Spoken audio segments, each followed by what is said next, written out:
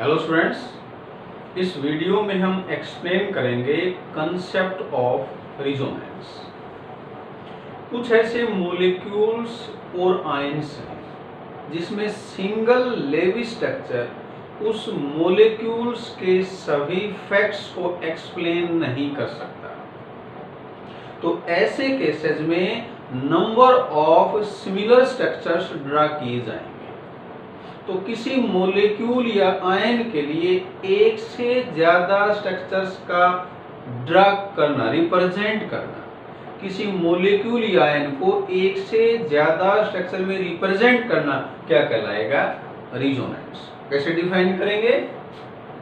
It is the phenomena of representation of more than one structure for a molecule और ion. जैसे हमने example लिया ozone. ये ozone के हमने क्या ड्रा किए हैं? Resonating structures. एक बार हम पढ़े इसको।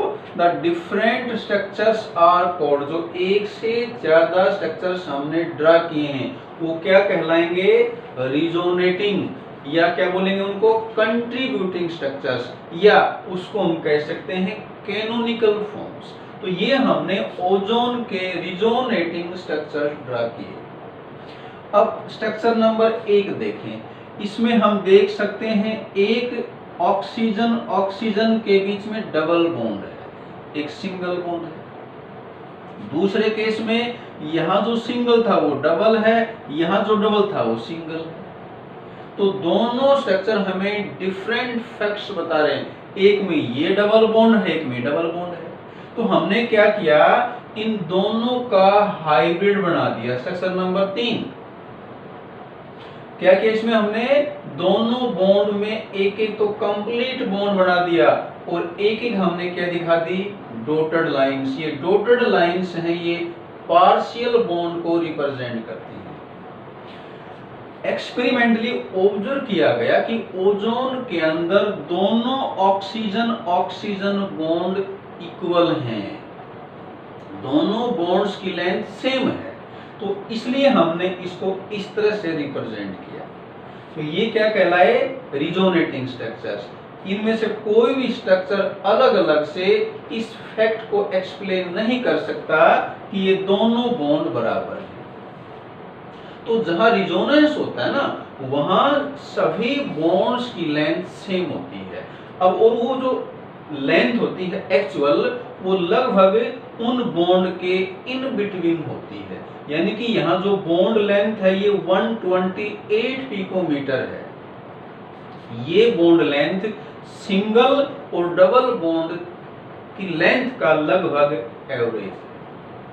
तो ऐसे मॉलिक्यूल्स में या आयंस में जो हमने डिफरेंट स्ट्रक्चर्स बनाए हैं उनको क्या नाम दिया? Resonating structures. और जो एक्चुअल स्ट्रक्चर है वो कौन क्या कहलाएगा? Hybrid, resonance hybrid. क्योंकि वो हम क्या मानते हैं कि उन सब के कंट्रीब्यूशन से बना है।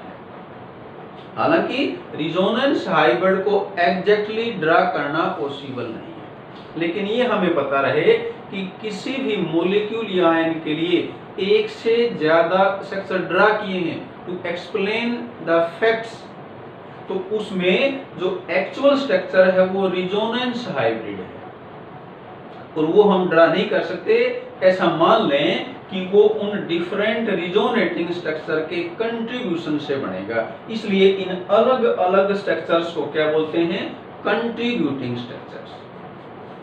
आगे है the actual structure is in between all these resonating structures and is called resonance hybrid.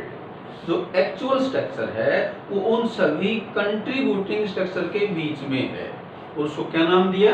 Resonance hybrid. ये हमने एग्जांपल ओजोन का दिया, ये एग्जांपल दिया हमने कार्बोनेट आयन का। तो कार्बोनेट आयन के अंदर 3 स्ट्रक्चर हैं। 3 क्यों बने? क्योंकि यहाँ 3 बॉन्ड हैं। जैसे एक बॉन्ड यहाँ पर डबल है C का O के साथ, 2 बॉन्ड सिंगल हैं और इन दोनों पे नेगेटिव चार्ज है। तो अगले केस में देखें, ये डबल बॉन्ड की पोजीशन और नेगेटिव चार्ज की पोजीशन चेंज हो जाएगी। लेकिन जो एटम है उनकी पोजीशन में चेंज नहीं आएगा। सेंटर में कार्बन है, सराउंडिंग में ऑक्सीजन है, एज इट इज रहेंगे। सिर्फ चेंज क्या हुआ, नेगेटिव चार्ज को चेंज कर दिया, डबल बॉन्ड की पोजीशन को चेंज कर दिया। तो ये तीनों स्ट्रक्चर्स हमें क्या बताएंगे कि दो बॉन्ड सिंगल है, एक बॉन्ड डबल है। जबकि एक्चुअल का क्या है, इस कार्बोनेट के अंदर तीनों CO बॉन्ड हैं वो एक जैसे हैं, तीनों की बॉन्ड लेंथ सेम है। तो ये तीन क्या कहलाए, रिजोनेटिंग स्ट्रक्चर्स। और जो रिजोनेंस हाइब्रिड है वो इन तीनों के इन बिटवीन है, वो इन तीनों के कंट्रीब्यूशन से बनेगा। उसमें तीनों CO बॉन्ड की लेंथ सेम होगी और वो मोस्ट स्टेबल स्ट्रक्चर होगा। तो किसी भी स्पीसीज के लिए रिजोनेंस हाइब्रिड है वो मोस्ट स्टेबल स्ट्रक्चर है। नेक्स्ट है rules for writing of resonating structures.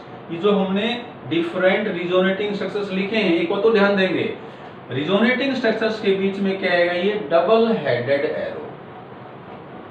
Different resonating structures को रिप्रेजेंट करेंगे तो उनके बीच में क्या लिखा हमने, डबल हेडेड एरो। तो क्लियर है, जहां भी ये मिलेगा इट मींस वो क्या है, रिजोनेटिंग स्ट्रक्चर्स।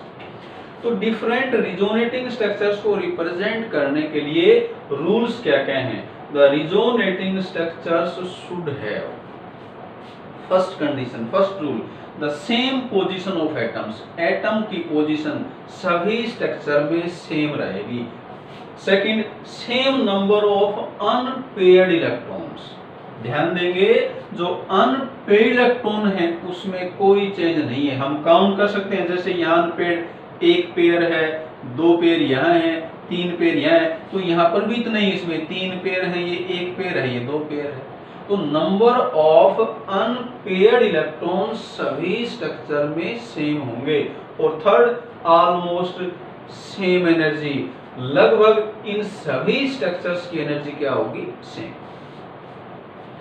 नेक्स्ट है रिजोनेंस एनर्जी।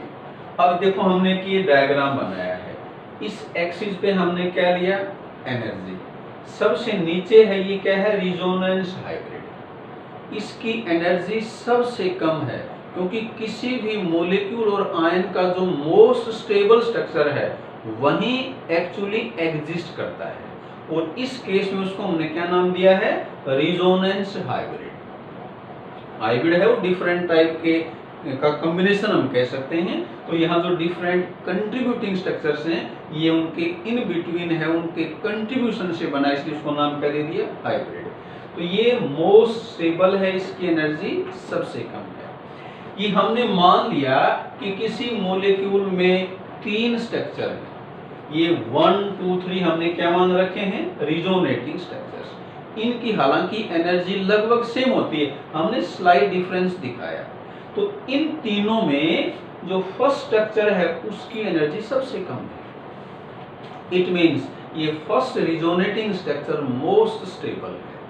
तो जो डिफरेंट रिजोनेटिंग स्ट्रक्चर हैं उनमें जो मोस्ट स्टेबल है और रिजोनेंस हाइब्रिड, इनके बीच में जो एनर्जी का डिफरेंस है उसको बोलते हैं रिजोनेंस एनर्जी। तो डिफाइन कैसे करें, it is the difference of energy of resonance hybrid and the most stable resonating structures. Next आता है characteristics of resonance. First है resonating structures are hypothetical. ये जितने भी हम resonating structure ड्रा करते हैं ये सारे hypothetical हैं, imaginary हैं। Only resonance hybrid has real existence. Actually तो किसी भी मॉलिक्यूल या आयन का स्ट्रक्चर एक ही होता है जो प्रैक्टिकल है, जिसका रियल एग्जिस्टेंस है, लेकिन कुछ केसेस में हम उसको ड्रा नहीं कर सकते, तो वहां क्या करना पड़ता है, हमें डिफरेंट स्ट्रक्चर्स बनाने पड़ते हैं। तो एक्चुअली तो स्ट्रक्चर एक ही होगा, यहाँ उसको क्या नाम दिया है, रिजोनेंस हाइब्रिड। जो हमने वैसे बनाए उस मॉलिक्यूल या आयन के फैक्ट्स को एक्सप्लेन करने के लिए वो रिजोनेटिंग है, वो हाइपोथेटिकल है, इमेजिनरी है। एक्चुअल से क्या बोलेंगे, रिजोनेंस हाइब्रिड, जिसका रियल एग्जिस्टेंस होगा। सेकंड है due to resonance bond lengths in molecule are equal. Resonance की वजह से सभी बॉन्ड्स की लेंथ इक्वल होंगी। जैसे हमने ओजोन में बताया था, यहाँ तो हम क्या देख रहे हैं कि एक डबल बॉन्ड है, एक सिंगल है, तो क्लियर है एक बॉन्ड की लेंथ कम होगी, एक की ज्यादा होगी। एक्चुअली दोनों बॉन्ड की लेंथ सेम है, तो जहां भी रिजोनेंस होगा वहां बॉन्ड लेंथ सेम होंगी और वो लगभग उन बॉन्ड जो डिफरेंट बॉन्ड्स हैं उनका एवरेज होंगी। जैसे यहाँ एक डबल बॉन्ड है, एक सिंगल बॉन्ड है, तो ये लेंथ क्या होगी, लगभग डबल और सिंगल की जो लेंथ है उसके इन बिटवीन उसका लगभग एवरेज हो। थर्ड है resonance hybrid is most stable and has least energy than any of the resonating structures। जो डिफरेंट स्ट्रक्चर्स हैं उसमें रिजोनेंस हाइब्रिड मोस्ट स्टेबल होगा, उसकी एनर्जी सबसे कम होगी। नेक्स्ट है greater is the number of resonating structures greater is the stability of molecule. किसी molecule या आयन के जितने ज्यादा रिजोनेटिंग स्ट्रक्चर्स बनेंगे उसकी स्टेबिलिटी उतनी ही ज्यादा होगी। क्यों होगा ऐसा? जैसे हम आयन को लें, इसमें नेगेटिव चार्ज है, अब ज्यादा स्ट्रक्चर होने से क्या होगा, नेगेटिव चार्ज डीलोकलाइज हो जाएगा, मतलब मूवमेंट करता रहेगा और ऐसा होने से उसका डिस्पर्सल बढ़ जाएगा, वो चार्ज है वो डिस्पर्स हो जाएगा और इसलिए उसकी स्टेबिलिटी उतनी ही ज्यादा होगी। अगर चार्ज एक जगह फिक्स रहता है तो उससे स्टेबिलिटी कम होती है, चार्ज अगर चेंज हो जाए तो स्टेबिलिटी बढ़ जाती है। नेक्स्ट हमने क्वेश्चन लिया, explain the structure of CO2 molecule in terms of resonance. ये हमने CO2 का स्ट्रक्चर ड्रा किया, ऐसा हमने हाइब्रिडाइजेशन में बताया था, VSEPR थ्योरी में बताया था। क्या देख रहे हैं कि CO2 के अंदर 2 CO डबल बॉन्ड है, तो अगर ऐसा है तो दोनों बॉन्ड की लेंथ सेम होनी चाहिए, लेकिन एक्सपेरिमेंटली ऑब्जर्व किया गया कि CO2 के अंदर दोनों बॉन्ड की लेंथ वैसे तो पढ़े हुआ इसको, the normal CO bond length 120 picometre है, तो ये 120 पिकोमीटर दोनों होनी चाहिए, लेकिन एक्चुअली ऑब्जर्व किया गया कि जो बॉन्ड लेंथ है CO2 के अंदर एक्सपेरिमेंटली वो कितनी है, 115 पिकोमीटर है। तो क्लियर है कि ये एक स्ट्रक्चर सफिशिएंट नहीं है। मान लें अगर CO2 के अंदर दोनों बॉन्ड की लेंथ 120 पिकोमीटर ही होती तो यहाँ रिजोनेंस नहीं होता, लेकिन क्योंकि प्रैक्टिकली ऑब्जर्व किया गया कि बॉन्ड लेंथ तो 115 पिकोमीटर है, 120 पिकोमीटर नहीं है, तो क्लियर है कि ये बॉन्ड एक्चुअल डबल नहीं है, डबल से कम है।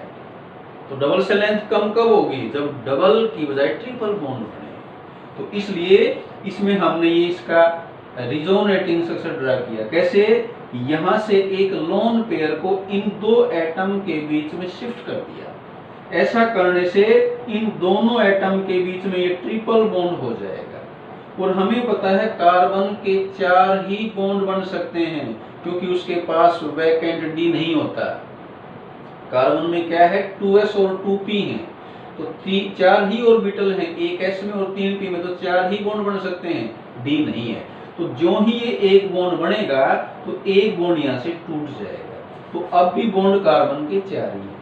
तो यहाँ क्या देख रहे हैं हम, एक ट्रिपल बॉन्ड है जबकि एक सिंगल बॉन्ड है, और ऐसा ही हमने थर्ड बना दिया। इसमें क्या दिखा देंगे, ये वाला पेयर यहाँ ले आएंगे और इस बॉन्ड को यहाँ ले आएंगे, तो फिर ये ऐसा बन जाएगा।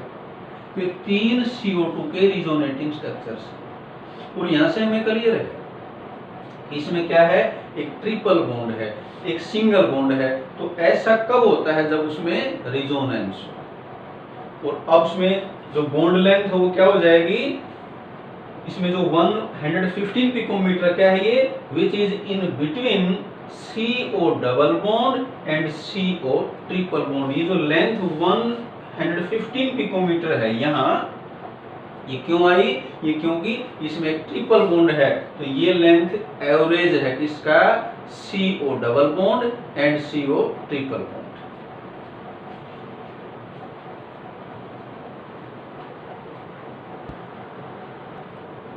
नेक्स्ट है कैलकुलेशन ऑफ बॉन्ड ऑर्डर। इसमें जहां रिजोनेंस है उसी के लिए हम ये बॉन्ड ऑर्डर कैसे डिटरमाइन करते हैं बता रहे हैं। बॉन्ड ऑर्डर हमने पहले पढ़ा है, क्या होता है? Number of bonds present between two atoms in A molecule. जहां रिजोनेंस नहीं है, जहां एक ही स्ट्रक्चर हम डायरेक्ट काउंट कर लेंगे।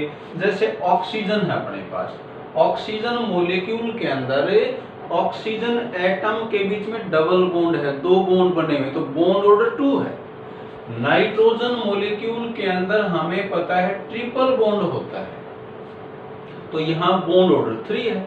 लेकिन जहां रिजोनेंस है वहां हमें पता है कि बॉन्ड एक्चुअल मतलब फिक्स नंबर नहीं होता, होल नंबर नहीं होता, क्योंकि वहां पर बॉन्ड लेंथ है वो इन बिटवीन आती है। तो जैसे मैंने एग्जांपल लिया, ये अपने पास कार्बोनेटाइन के रिजोनेटिंग स्ट्रक्चर्स, इसमें अपने से पूछें कि CO बॉन्ड के CO के बीच में कितने बॉन्ड्स हैं, तो फिर हम क्या करेंगे? ये रूल्स अप्लाई करेंगे। रूल है total number of bonds between two atoms in all resonating structures divide by total number of resonating structures। तो इन कार्बोनेटाइन CO बॉन्ड ऑर्डर हम डिटरमाइन करना चाहते हैं कि C और O एटम के बीच में कितने बॉन्ड हैं। तो इसके लिए हमने क्या किया? जैसे किसी को एक बॉन्ड को कंसीडर करें, सारे एक जैसे हैं, मैंने ये बॉन्ड कंसीडर किया, कितने बॉन्ड हैं? यहाँ 2 डबल बॉन्ड है। यहाँ कितने हैं? 1 3, यहाँ कितने हैं? 1 4। तो हमने क्या किया? इन 2 एटम के बीच में सभी स्ट्रक्चर्स के बॉन्ड ऐड कर लिए। इसमें 2 है, इसमें 1 है, इसमें 1 है, तो कुल बॉन्ड कितने हो गए? 4 डिवाइड बाई कितने रिजोनेटिंग स्ट्रक्चर हैं? 3 डिवाइड बाई 3, तो कितना बॉन्ड ऑर्डर आया? 1.33। तो जहां भी रिजोनेंस है वहां बॉन्ड ऑर्डर होल नंबर नहीं आएगा, वो कोई फ्रैक्शन आएगा। क्यों? क्योंकि जहां रिजोनेंस होता है वहां कंप्लीट बॉन्ड नहीं होते, वहां क्या होते हैं? पार्शियल। इसलिए इन मॉलिक्यूल्स के अंदर या आयन के अंदर जो एक्चुअल स्ट्रक्चर है उसको ड्रा करना पॉसिबल नहीं है, क्योंकि पार्शियल बॉन्ड हम ड्रा नहीं कर सकते। इसलिए रिजोनेंस हाइब्रिड को एग्जैक्ट ड्रा करना पॉसिबल नहीं है। तो ये हमने क्या बताया कि जहां रिजोनेंस है उस मॉलिक्यूल या आयन के अंदर 2 एटम के बीच में कितने बॉन्ड्स हैं, बॉन्ड ऑर्डर क्या है, तो इस तरीके से डिटरमाइन करेंगे। तो ये हमने कंप्लीट किया अबाउट रिजोनेंस। इस वीडियो में इतना ही करते हैं। Thank you.